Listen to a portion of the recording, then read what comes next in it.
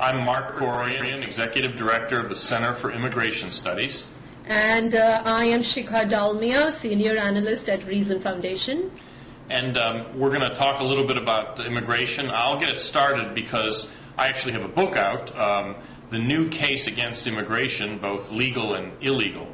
And the basic point of my book, the overall point, and then you and I will talk some about specifics and debate it, is that what's different today about immigration is not really the immigrants. They're coming from different countries, but they're really very similar to those who came from the past. What's different is us. Our society has matured and changed in such a way as to make mass immigration incompatible with the goals and characteristics of a modern society like ours.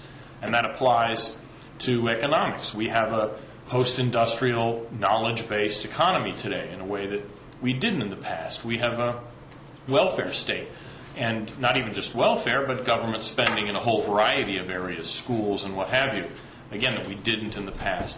Technological advances have shrunk the world, but that shrinking, those advances, make assimilation and security a lot more complicated than they ever were in the past. And so what that all boils down to is that high levels of immigration, mass immigration, was a phase, a stage that was important to our national development. It shaped, to some degree, who we are as a people, but it's a phase that we've outgrown, and we need to turn the page on it and leave it behind. And I assume, Shikha, you don't agree. Yes, Mark, you're right. I don't agree. That's, I suppose, the only thing that you and I are going to agree on for the course of this conversation. Let me just start out by saying one thing. You referred repeatedly to, in your open remarks, to mass immigration into the United States. And let me just say that if, we have mass immigration today only by the standards of ultra-restrictionists.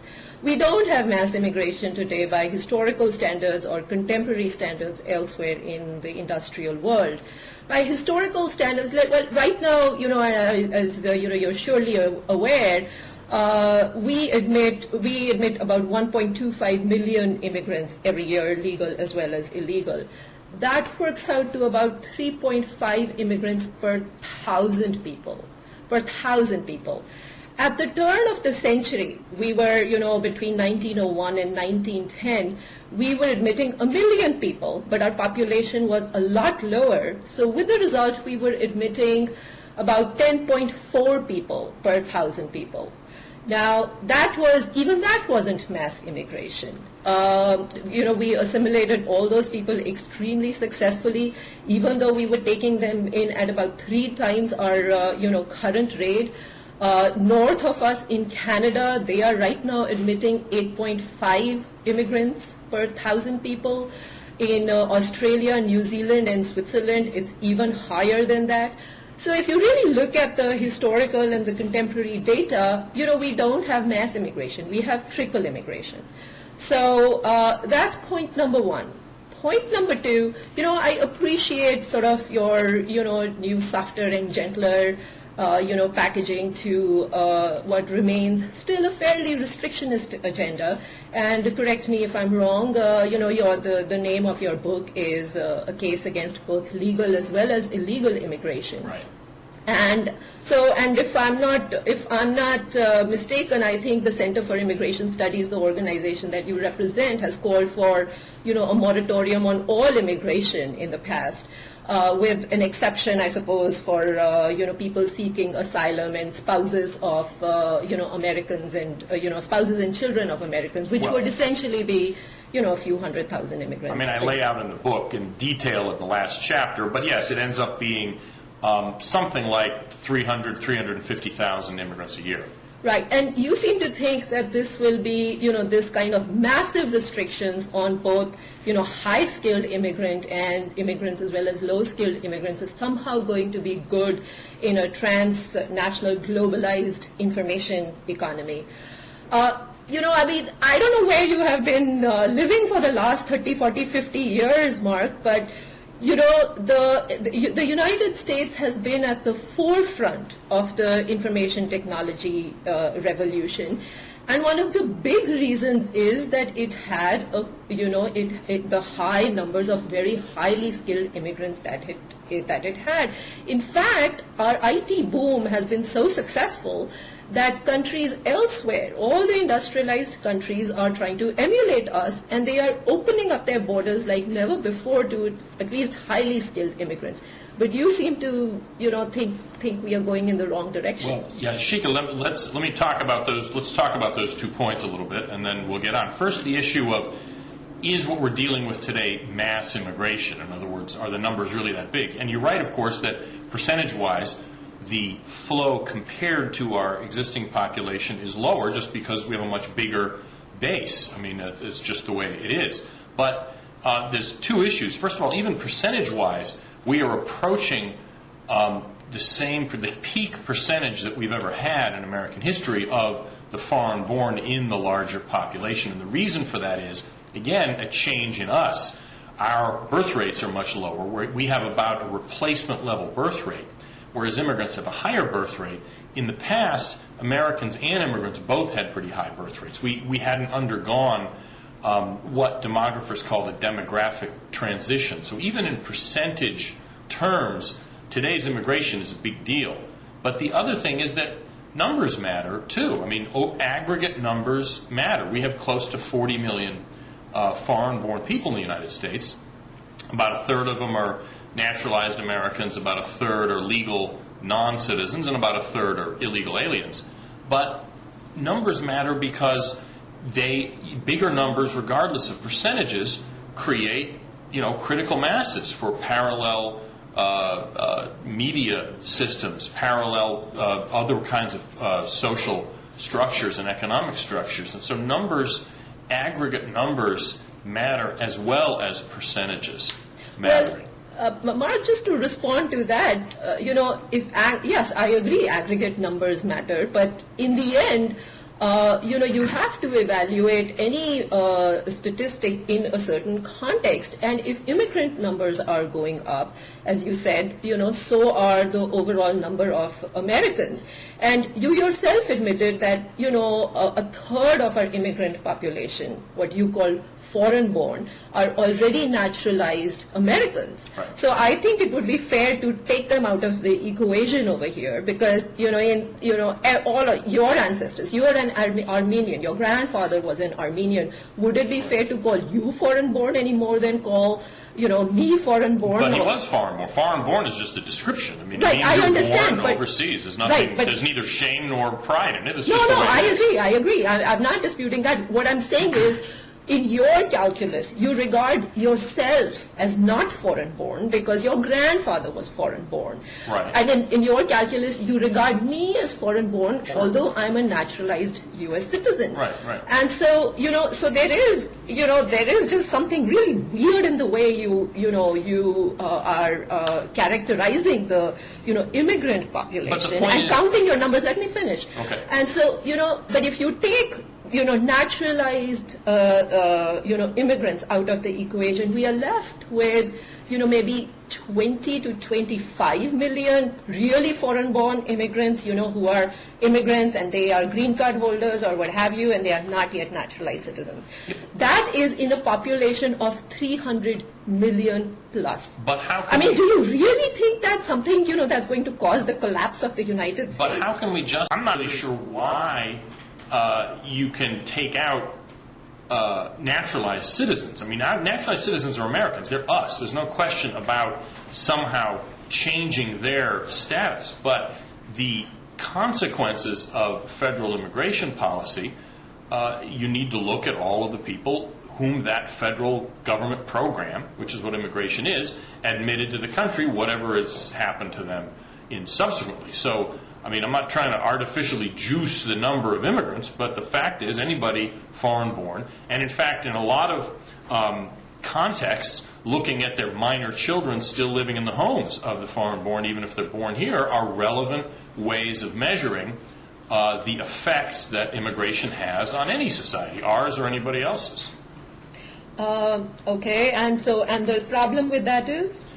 Well, my problem is that you're trying to say that we shouldn't consider we shouldn't consider naturalized citizens who were immigrants who became Well, Americans. okay. We shouldn't consider we shouldn't consider them in looking at the effects of immigration. And my point is, the effects of immigration are the effects that immigrants, and I would even submit their minor children still living at home who aren't on their own yet, have on our society, on our government coffers, on anything.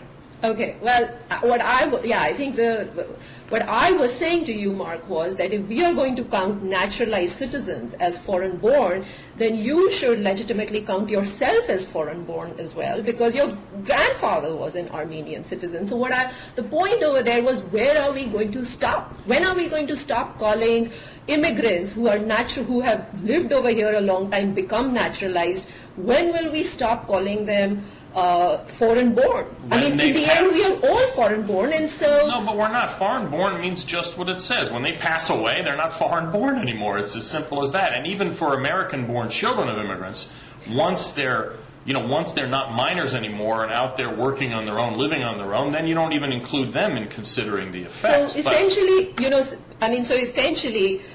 I'm actually not sure what is, at, stake in your sort of wanting to include, naturalized citizens into, calling them foreign-born or not. My point is very simple, that it just seems a little artificial, and it, gives you a way to inflate the numbers. But even going by your I don't want to get stuck on that. That's the way everybody does it. That's the way the Census Bureau, that's the way it's always been done everywhere. In fact, we define foreigner, if you will, much more narrowly than pretty much any other country. I mean, Germany counts third and fourth generation German-born people of Turkish origin as foreigners. Japan does the same thing. We don't do that. We only count people who were actually born in a foreign country as foreign-born, and that makes sense to me. Okay, well, let's, to just sort of not get too bogged down with this, but my point is, by your own numbers, you said, 40 million or so are foreign-born. Right. Even by your own numbers, that's 40 million of 300 million plus. That is about 11 or 12%. We have assimilated far higher percentages of immigrants in this country, 13 and 14 and 15%. And let me just give you one very recent historical example. West Germany assimilated East Germany, massive influxes of East Germans once the Berlin Wall fell. And, the German identity is still the same. The communist influence that the Eastern, Berliners grew up in has not ruined West Germany. Their economy is strong and growing, not as strong and not growing as fast as ours, but it is not an economic basket case. That's when you saw mass immigration. Well, Shikha, this is not mass immigration. They're not immigrants. They were Germans. But West Germany had to absorb a whole massive population of people that it had not anticipated. Sure. Is the point, right? And they did it regardless of the cost. And they managed to do it. They did. Yes, they did. But my point is that when you compare our success in immigration in the past, you're comparing, you're looking at an America and a kind of society that simply doesn't exist anymore. A modern society is qualitatively different, with a post-industrial economy, with a welfare state, with mass literacy, with a completely different situation with regard to demographic characteristics. Technology changes the whole context, like I said, of assimilation and security and sovereignty. And so our success in assimilating a wave of people that was slightly smaller in percentage to our national population than we have today is just not, my point is, it's just not relevant, because things have changed so dramatically here among us that they're just not comparable experiences anymore. Okay, I couldn't disagree with you more. I'm not sure exactly, what your argument is, here, but to the extent that I understand it, if you look at immigrants who are, coming to the United States, setting aside Mexican immigrants for a second, you get immigrants from countries like India, where I am from. You get immigrants from countries like China. You get, immigrants from Eastern Europe. You get immigrants from any number of countries that are, that come here with educations and skills that are instantly useful for the American economy. And, that's one of the reasons, as I was saying earlier, the American economy and the IT industry, which it has pioneered, is an envy of the world. That's why our industrial competitors, England, Australia, New Zealand, are vastly opening their borders to highly skilled immigrants, which you want to shut down, as I understand it. Now, how is it that, we have absorbed less educated, less literate people in the past, but somehow we've become so fundamentally different that we can't assimilate people with all kinds of human capital that they bring with them? I mean, I just don't understand your argument. That's a good point. And let me answer two parts of it, or two things I have to say. First of all, setting Mexico aside is like asking Mrs. Lincoln how was the play other than her husband being shot. The fact is, Mexico dominates immigration in a way that no country has ever dominated immigration to the United States before. Except for the Irish and the Germans. Not even close. Even the Irish and the Germans never approached the same kind of percentages as we experience today. They just didn't. And Mexico alone you can't look at any more than you could look at Bavaria alone. You have to look at all Spanish-speaking Latin American immigrants. They're a common ethnic group, just like Bavarians and Germans from Russia and Pomeranians were one ethnic group. And when you look at it that way, Hispanic immigration is the majority of immigration to the United States. Nothing like that has ever happened in American history, ever. I mean, that is without precedent. Well, let me just give you one little data point to chew on in that case. We have a total immigration of 3.5 people per 1,000 Americans. Mexicans constitute 1.5 immigrants per 1,000 Americans. Irish immigrants in 1850 were 3.6 Irish people per 1,000 Americans, and the same were the rates for German the same rates applied to German immigration in around 1840 to 1890. So this argument of yours that historically it has always been the case that some parts of the world and some countries have dominated immigration to this country for any number of reasons. So this is simply untrue. This is that we have never assimilated so many immigrants from any one country is Mark, it's just not true. When you look at the statistics for the 1910 census, that was the peak of immigration prior to our history. The highest immigration we've ever experienced was determined by the 1910 census. And when you look at it, even English-speaking immigrants, which is to say Irish and English and Scottish, all put together, didn't account for the same share as Latin American immigrants do today. In absolute numbers. No, I mean in the percentage of the immigration flow. In the percentage of the immigration flow. It wasn't even close. And everybody else, Italians were the next biggest group, Jews, Swedes, all of those people were all dramatically smaller, and they're all very different from one another and didn't have much in common. No, but Mark, let me just stop you there. You said that there has never been a period in American history when we have assimilated this rate of immigration from any country. No, I didn't say that. I said that we've never had a single ethnic group dominate the immigration any single ethnic of group. And I just quoted you. I'm just telling you that we assimilated our total rate of immigration that we are experiencing right now. The Irish constituted all of that. So in other words, we are getting 3.5 immigrants per 1,000 Americans right now, which is, Hispanics, which is Asians, which have you. In 1840, we were getting 3.5 Irish per 1,000 people. The total. Yeah, okay, I see what you mean. We're using different yardsticks, but I understand what you're saying. No, you're using exactly the same yardstick. No, you're using a population of immigrants relative to. I'm talking about a single ethnic group within the flow of immigration. How much of the immigration flow came from a specific ethnic group, is what I'm talking about. But like I said, you want to put that aside, I'm happy to put it aside, because even if we had more diverse immigration flow, less Hispanic in other words, my basic point wouldn't really change. But I want to address the second point, which I think is relevant about high-skilled immigration. I think I have a section in the book on that, because if you think about it, initially, sure, higher-skilled immigrants, in fact, don't have a lot of the same effects on society that lower-skilled immigrants do. They're not going to be a welfare burden, even though at the same educational level, immigrants are much higher users of welfare than similarly educated Americans. Still, that's not true. No, that is true. But the levels are obviously a lot lower, obviously, for higher educated people. I'm just saying they're higher than those for the native born.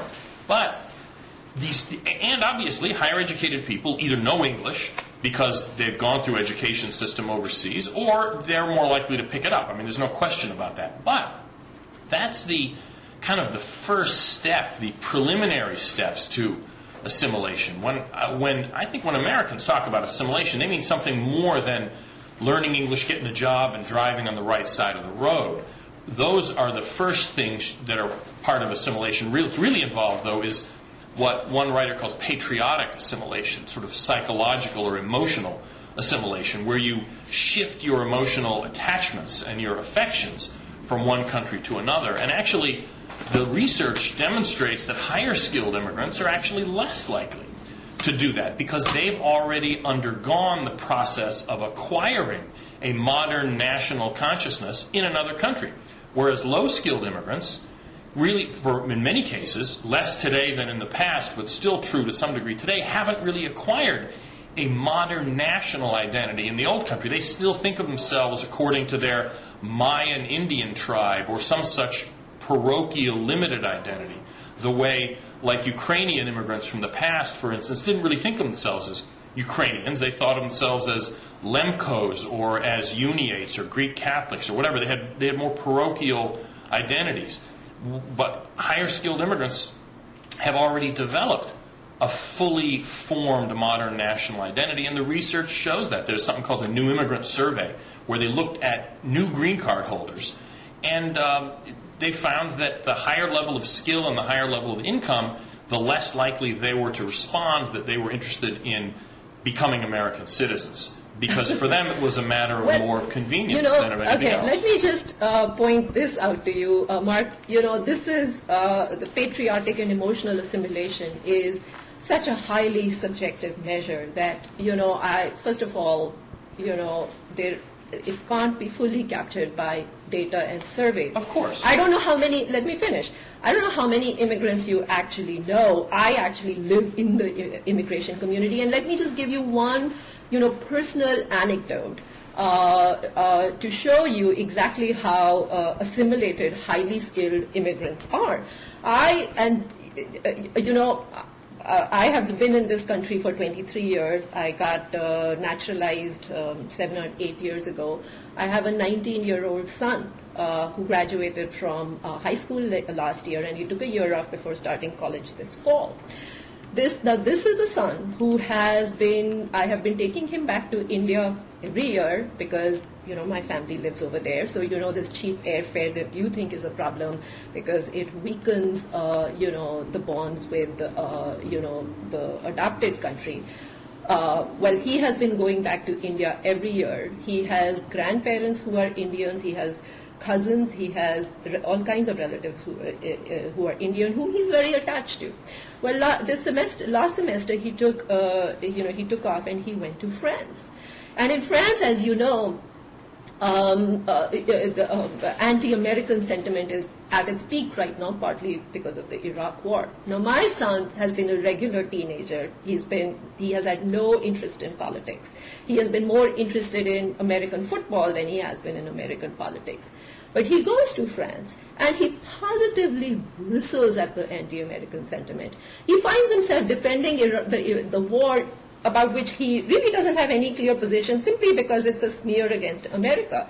Now, at the same time, when the French say anything negative or nasty about India, It just doesn't bother him. So here is this kid, and I can guarantee you, my concern is not that he is going to be insufficiently assimilated into my adopted country. My fear with him is that he will have an insufficient emotional connection with his ancestral country, and I can tell you, every immigrant who comes to this country has the exact same fear.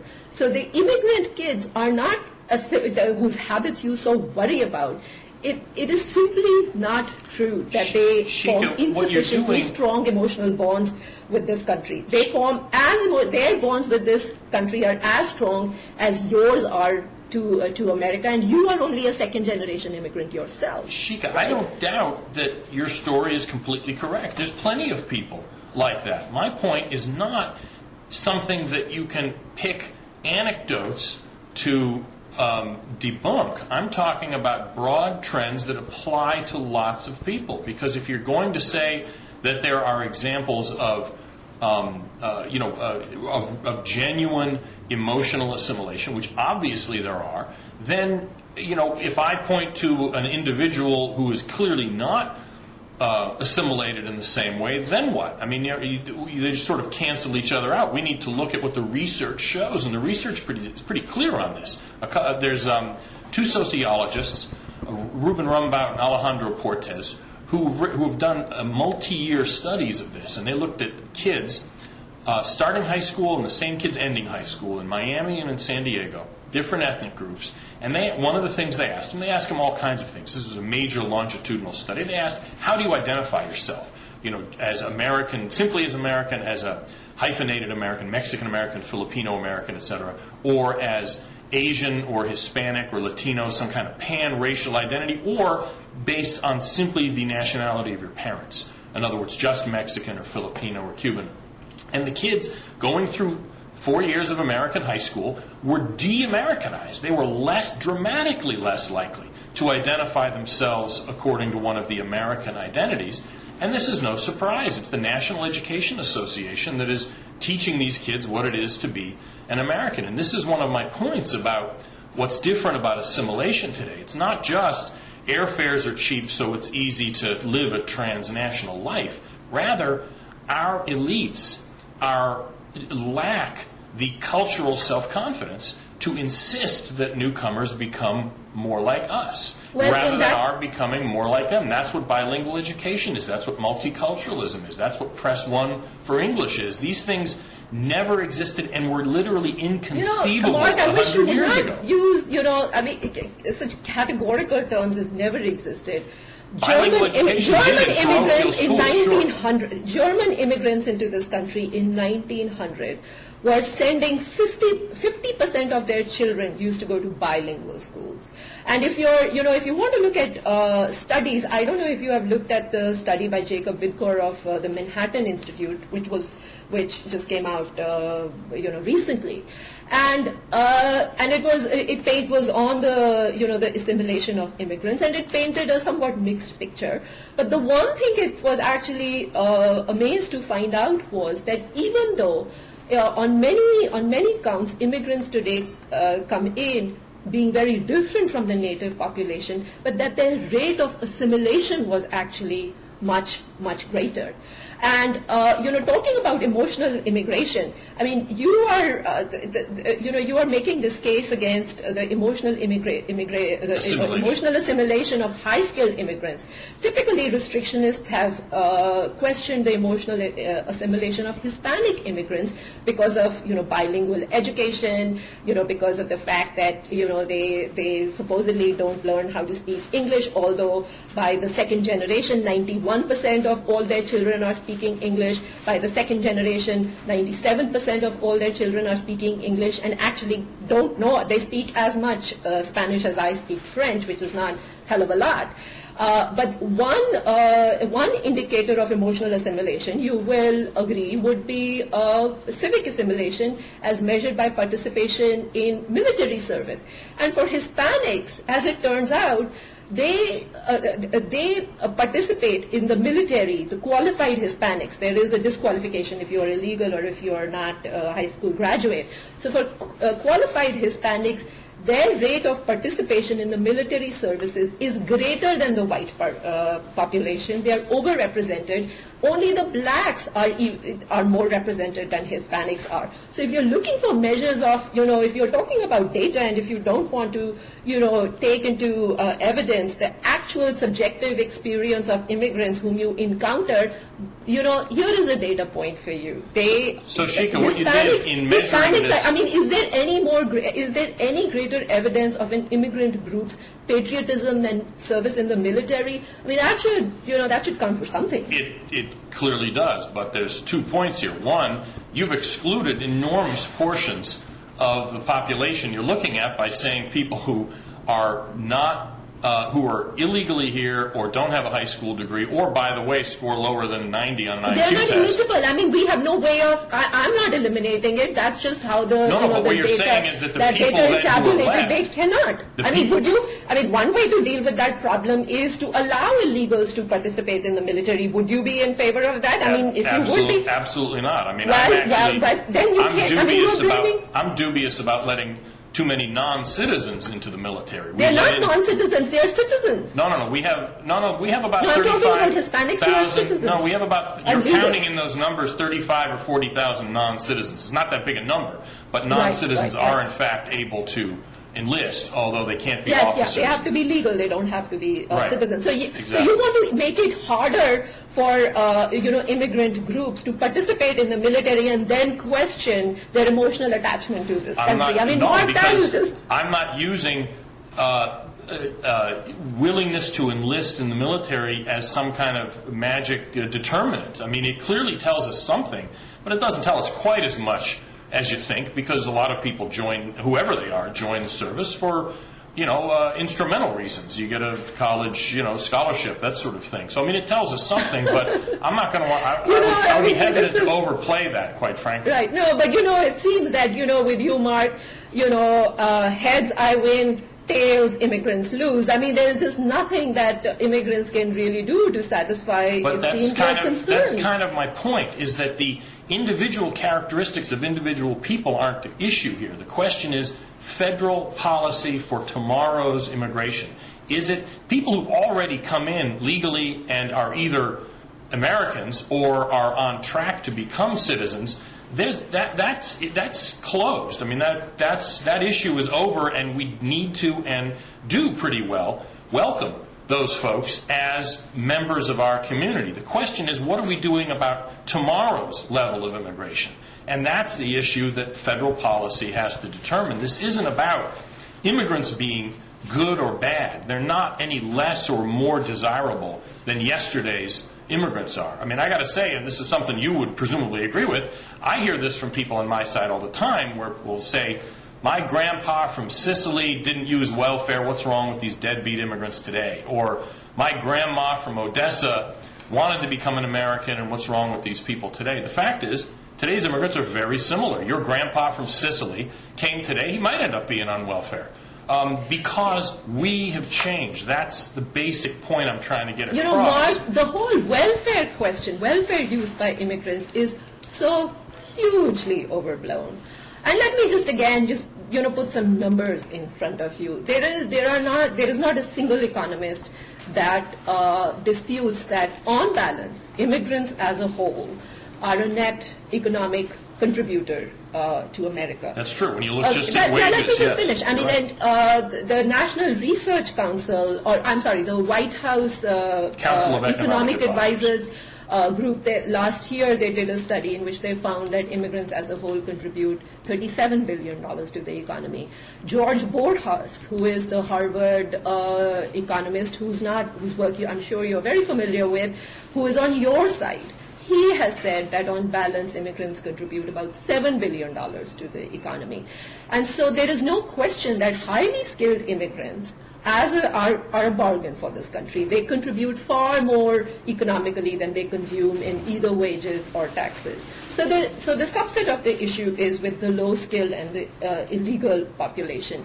And the most credible study of that was one done by the National Research Council, National Academy of Sciences, in 1996, 1997 is when it was published, Right. but it was conducted before the big welfare reform effort. And at that time, it found that when immigrants were allowed to use all kinds of means-tested welfare benefits, that on balance, over the course of their lifetime and their kids' lifetime, they were contributing 80,000 more in taxes than they were consuming. Now, since then we have had welfare reform, which has disqualified immigrants for a whole slew of benefits. And I'm waiting for some credible study to come out to show me what the numbers now really show. But you forget, even low-skilled immigrants, they pay all kinds of taxes.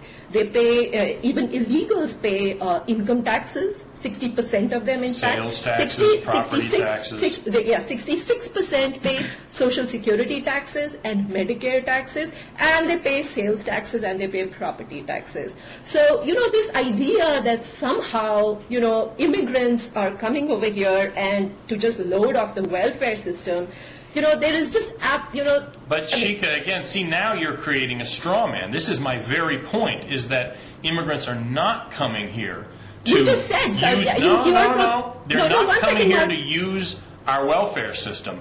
But because they're 19th century workers in a 21st century society, they inevitably make dramatically higher use of government services of all kind, not just welfare, but schools and other healthcare services, than the native born. We have far more private schools in the market today and cheaper than we used to. The only reason they are making, if they are making greater use of schools, is because school education is valued far more now than it used to. Italians didn't send their kids to school, and we didn't have a lot of government spending on schools. We didn't even have that many high schools. Forcing Italians to send their kids to school, and we had riots in this country because the Italians valued work more than education. So this is it. So most of the cost of welfare is essentially schools. No. That's not welfare. That's other government services. The biggest cost in welfare is Medicaid. And immigrant use of other welfare programs, food stamps, for instance, declined along with native use because of welfare reform in the mid-'90s. But Medicaid use is very high, dramatically higher than among the native-born. And the reason is not... Okay, let me just give you one statistic over here. You say Medicaid use is dramatically higher than native-born. This is in 2005.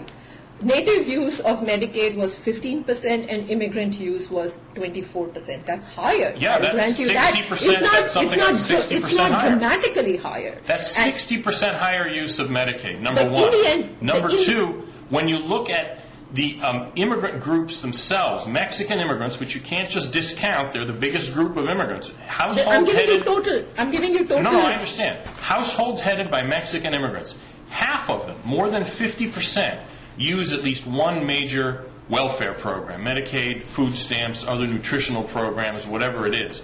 Now, it's not because Mexicans are somehow either lazy or congenitally interested in taking welfare. It's because they are a mismatch for a society like ours. They're a 19th century peasantry, which in a 19th century America would not have been incompatible. But in 21st century America, they are simply not able, no matter how hard they work or how many jobs they have, to earn enough money to support families without subsidies from the taxpayer. There's nothing wrong with them. There's nothing wrong with us. It's a mismatch. That's the problem. But Mark, my point to you is that they are not, the welfare might be helping them on the margins to get by. They are not coming here for welfare. No, they're not, but they're using it anyway. Yes, I agree. I'm making your point. That's a point you concede. But in the end, the test for whether or not they are able to economically assimilate into, our country it depends upon whether or not they are contributing more in wages and in taxes than they are using in welfare. And that's why I am telling you, I have just given you data to support the point that in fact they do contribute much more.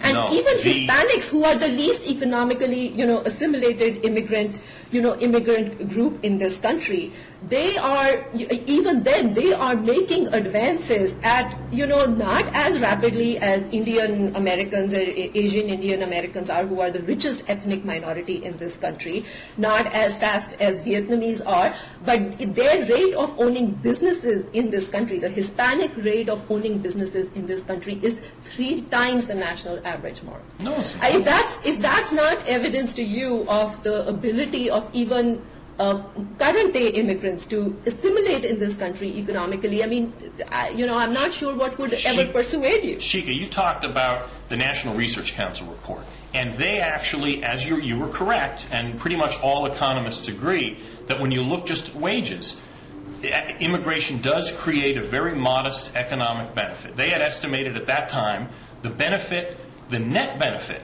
was between $1 and $10 billion. Now there's a moral question, because that benefit came from impoverishing poor Americans and spreading that to the rest of society.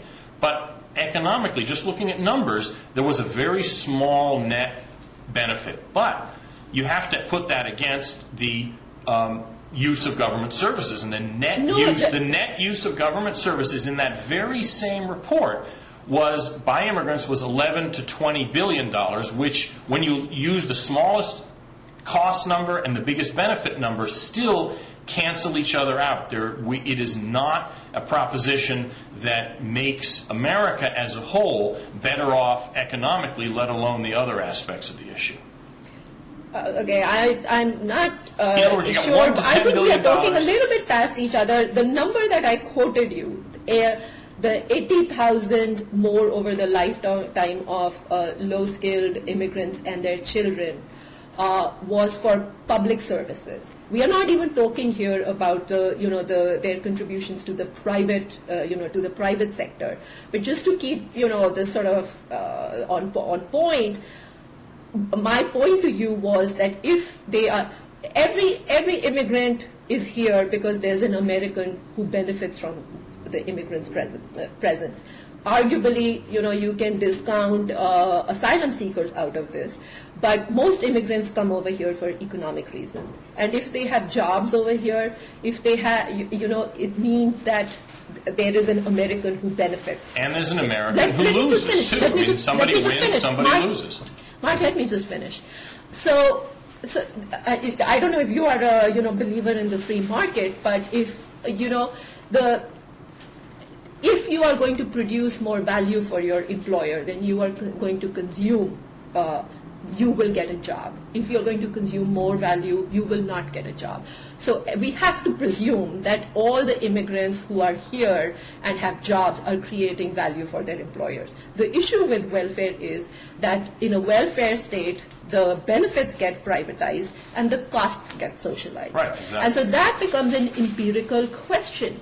Is our welfare state sufficiently large that it attracts people, because either it attracts people, or if it doesn't attract people, it ends up serving the needs of the employers and socializing the cost to all of us. And I am telling you that even the study conducted by the National Research Council before the Welfare Reform Act, which disbarred illegals from practically every means-tested welfare, and legal immigrants put very, very strict limits on the use of welfare by legal immigrants, found that on balance, low-skilled immigrants contribute 80,000 more over the course of their and their children's lifetime in taxes than they consume in welfare. Not low-skilled immigrants. It yes, was low-skilled all immigrants. immigrants, the number you're using. Low-skilled immigrants. Low-skilled immigrants never, even in the 300-year projection into the future, are never a paying cause. Look at the report.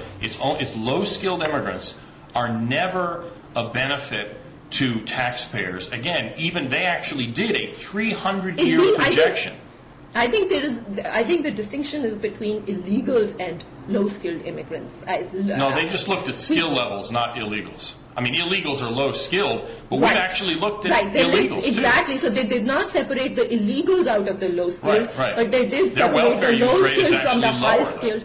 They did separate the low-skilled from the high-skilled, and the low-skilled immigrants were contributing 80,000 more than, and this is before the Welfare Reform Act. Now, the numbers would be vastly different. Now, with immigrants disqualified, both legal as well as illegal immigrants disqualified from practically every means-tested benefit, They're actually, a lot of those I think the restrictions- argument that immigrants come over here and assimilate into the welfare state, it just doesn't hold too much water. Let's move on to another issue I think we should talk about, people are going to want to talk about, and this is the issue of what to do about the illegal population that's already here.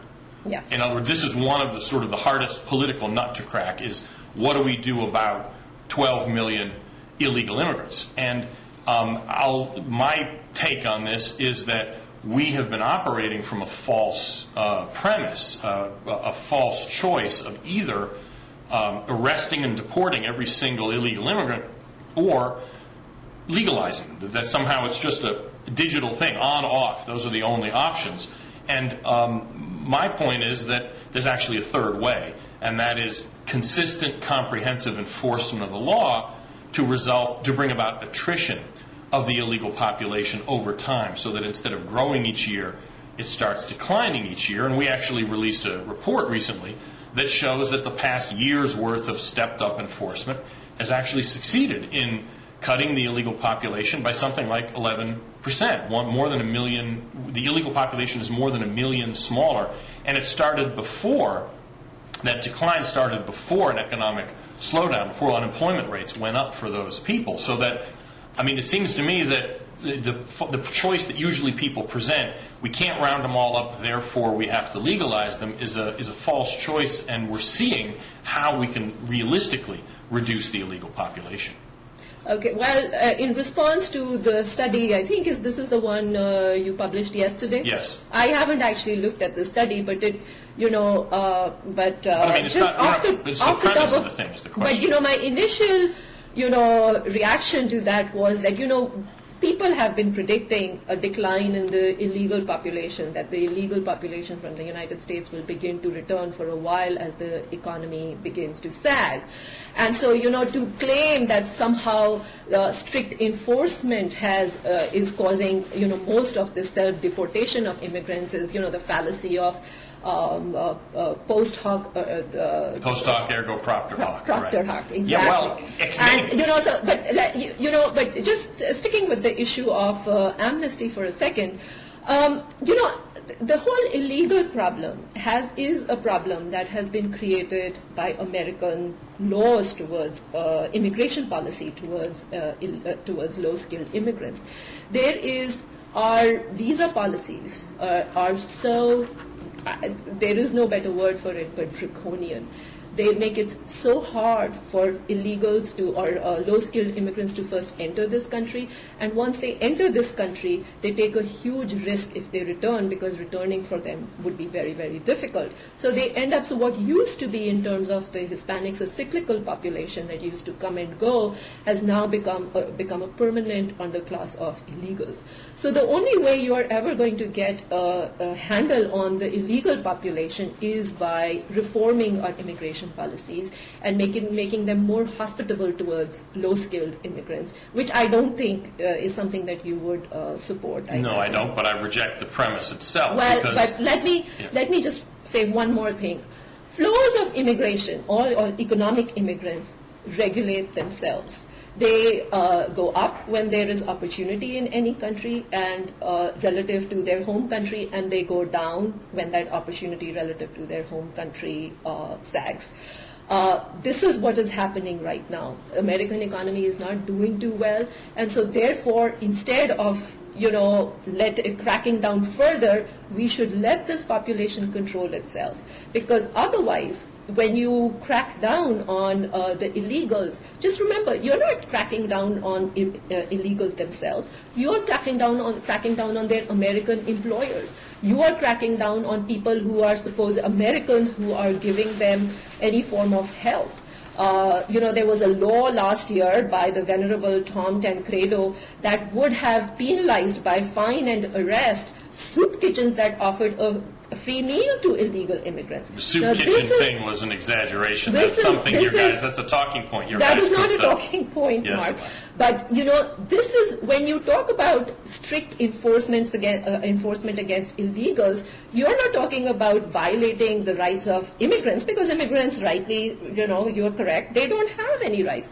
you are cracking down on the rights of American citizens. And that's why giving the government this kind of power to go after American businesses who are trying to do is, live by good capitalistic principles and make profits by hiring the best people and the most profitable people for the job, you are violating their rights. Well, and so that's what's wrong with your strict deportation policy.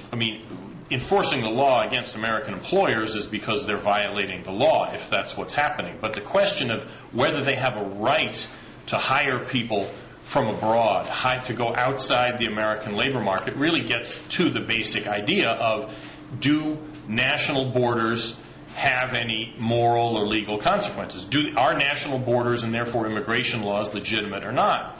And what you're essentially saying is that any willing worker should be able to work for any willing employer. This is the president's position, and it basically rejects the idea of immigration control, of control over the flow of people into your country from abroad. And that's really kind of more a sort of a question of principle. Do the American people have a right to control who comes in and to bar people for whatever reason the American people, through their elected representatives, decide, for any reason? Yes or no? I say yes. You seem to be saying no, that there are in fact rights-based limitations on what the people can do. Mark, I am not sure if you're familiar with the old French classical liberal thinker by the name of Frédéric Bastiat. I know who he is, but no. Well, Frédéric Bastiat said for laws to be respected, they have to be respectable. Right. Now, this premise that, employers are violating the law by hiring people who are here illegally, and therefore, the government should, come down on them like a ton of bricks, regardless of, whether or not, this is, in the moral calculus, whether what they are doing is wrong or not. I find that an extremely, extremely troubling idea. Well, let me just ask you this question. Now, income tax rates in this country were one time 70 plus, and income taxes, at that time there was a huge movement for income tax reform, and President Kennedy cut taxes, and then President Reagan cut taxes. But before that, there was a huge population of income tax scofflaws. Now, would you at that point have which side of the debate would you have been on? Would you have been in favor of cracking down on scofflaws, or would you have been in favor of reforming our income tax laws? Well, that's what the debate is right now. Our immigration policies are extremely, extremely irrational, and you can use the weight of the government to crack down on employers who hire immigrants, but you can't do that while protecting the basic liberties and freedoms that this country stands for. You can't have those two things. Sure you can. Yes, you can, Shikha. Come on. Now, for instance, employers are constrained by a whole variety of labor standards. Now, I'm personally, as a conservative, think, frankly, government regulations are too extensive sometimes and too burdensome. But the idea of having labor standards, wage and hour rules, this kind of occupational safety and health rules. Mark, let me just stop you right here. There are so many rules, and we have become not a welfare society, we have become a regulatory society. Sure, yeah. There are so many regulations on the books. There are hundreds of thousands of regulations on the book.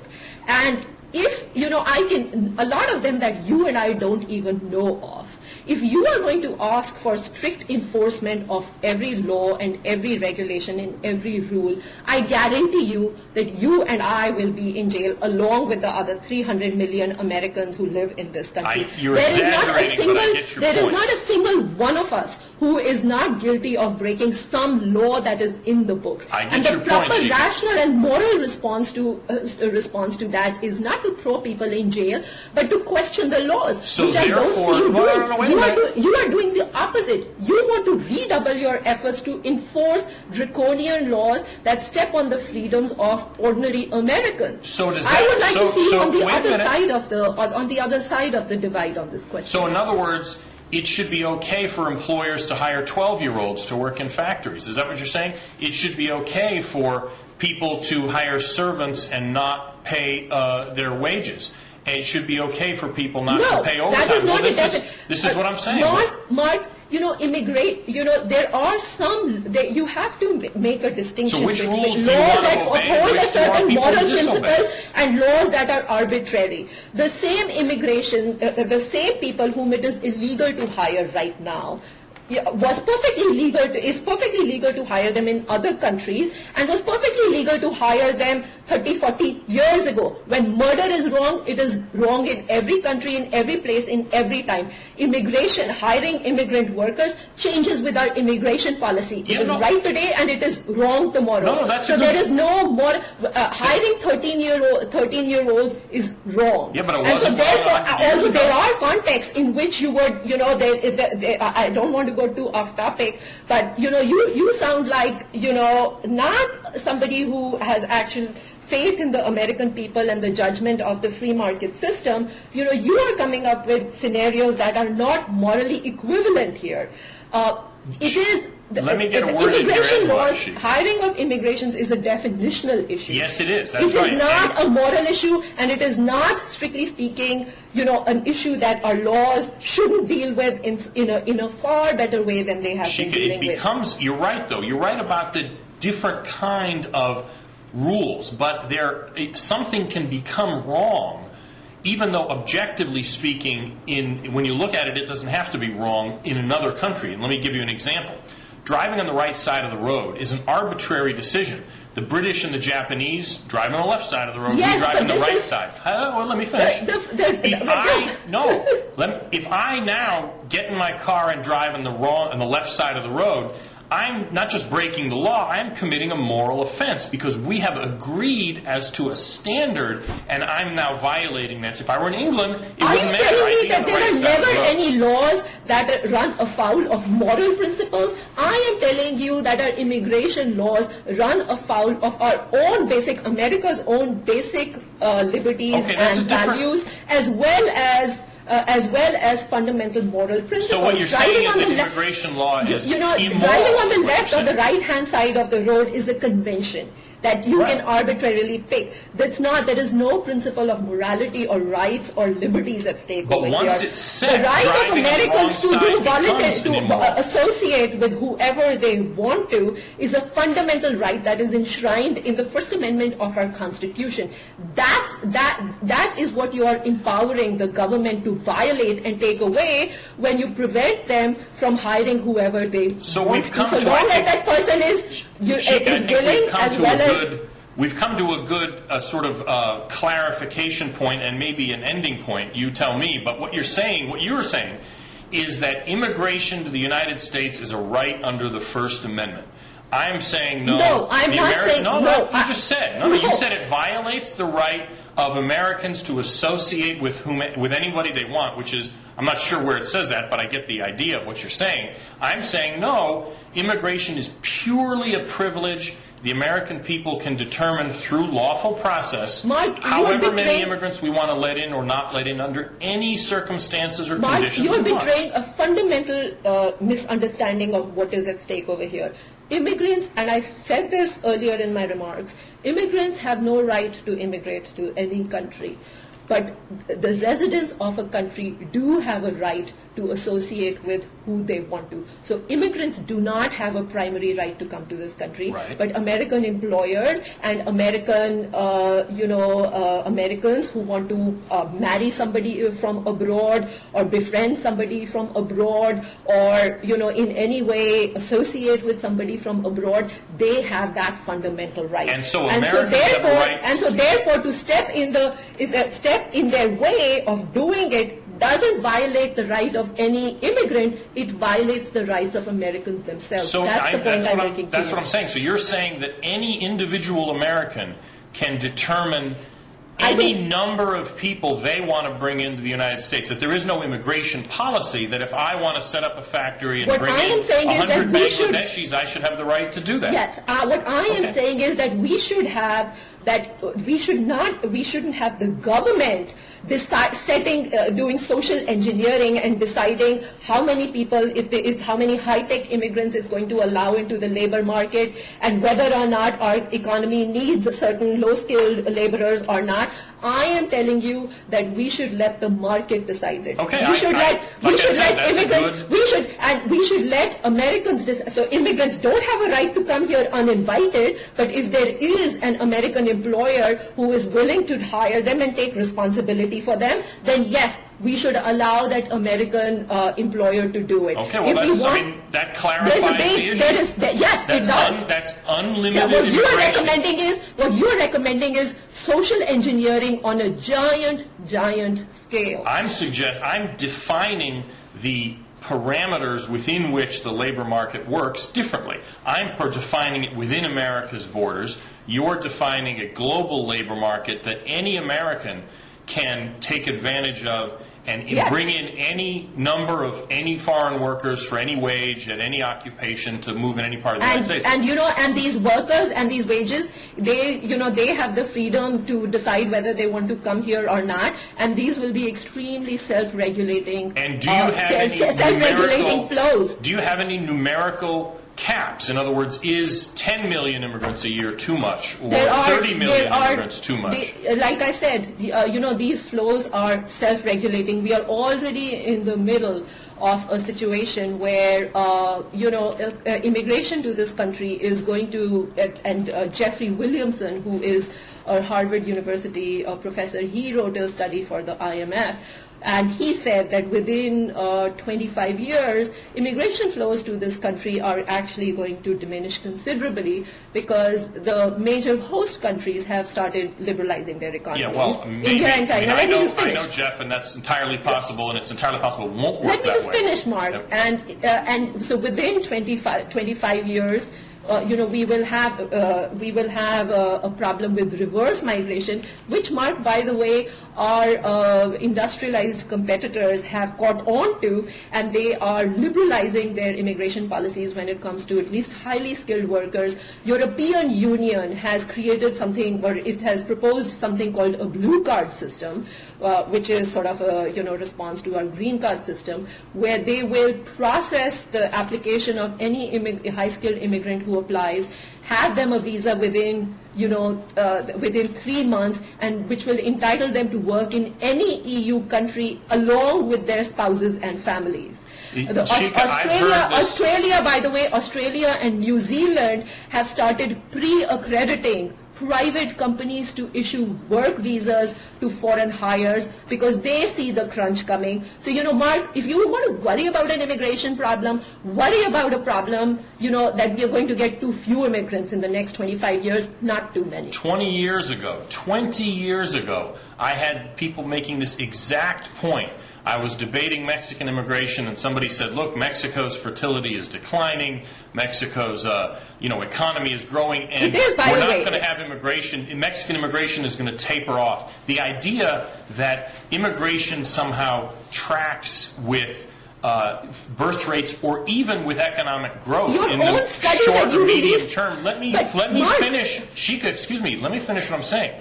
The fact is that as economies develop, in the short and medium term, actually immigration pressures often increase, which is what we're seeing with Mexico, because the excess farmers are being pushed off the land and they're moving to cities.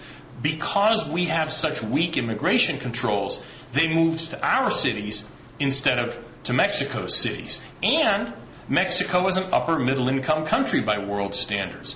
As more countries enter sort of the global system and more countries develop, we're going to see whole new immigration flows without if we don't have any restrictions on who comes in.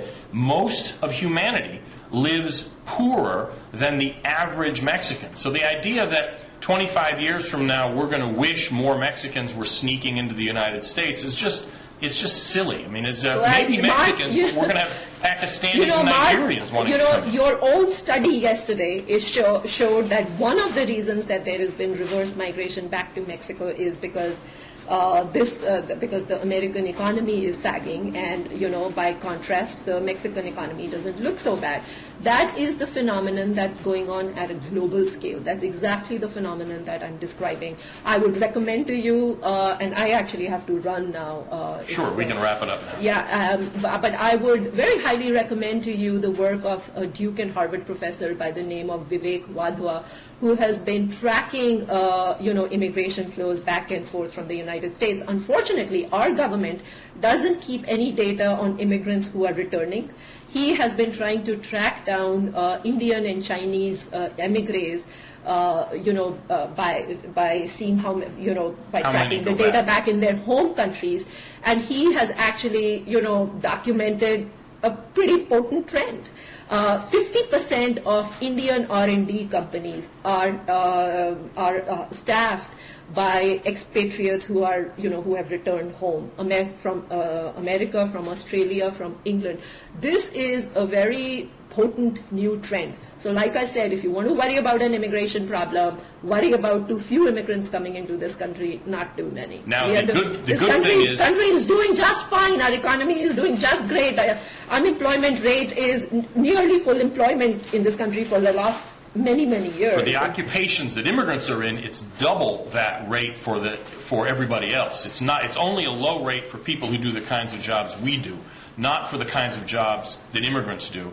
And every job category that immigrants are in is dominated by the native born. It's just that they're not all necessarily in the particular places that immigrants are doing that kind of work. So the idea that we're somehow running out of people or are going to run out of people is just false. But the good point, and I'll end on this, we should both end on this is going to be on the internet, and so 20 years from now, we need to check this and see which one of us turned out to be right. Yeah, I hope you and I both live long enough. Well, that's true. I'll keep my fingers crossed. Well, yeah, and the famous debate between Julian Simon and Paul Ehrlich about, whether population growth was going to cause, a resource crunch in various resources. Well, it was a Julian sucker Simon won that bet, and I have to say Julian Simon was on my side of the immigration issue.